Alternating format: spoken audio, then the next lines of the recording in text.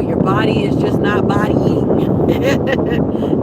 Maybe that's the time where we focus on what's the intention. My intention is abundant health. See, we can talk this thing on through.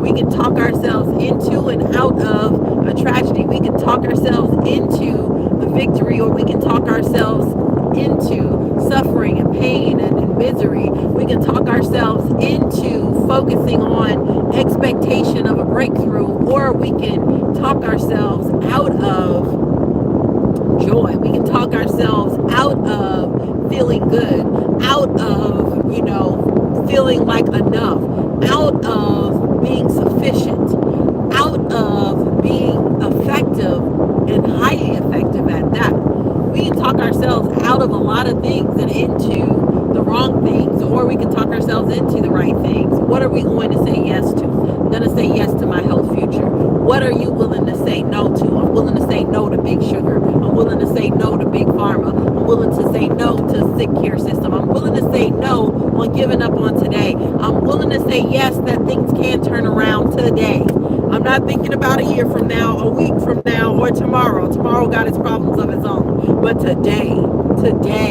that's what I can focus on. When I was in that emergency room last week and life and death was the situation I was dealing with, you know what? I had to ask myself, hey, are we going to focus on the fear, or are we going to pray and affirm that your granddaughter is going to make it through this? Are we going to focus on woe is me and why is this happening to us? No, what we're focusing on is we are going to focus on what's possible. And what is possible is that she was walking out of that hospital okay. What was possible is that she was going to live through that moment. What's possible is I can maintain the joy that God gave me within. Listen, I believe that we can have abundant health. It doesn't matter how many times you started and stopped. It doesn't matter how many times you have to begin again. Don't give up.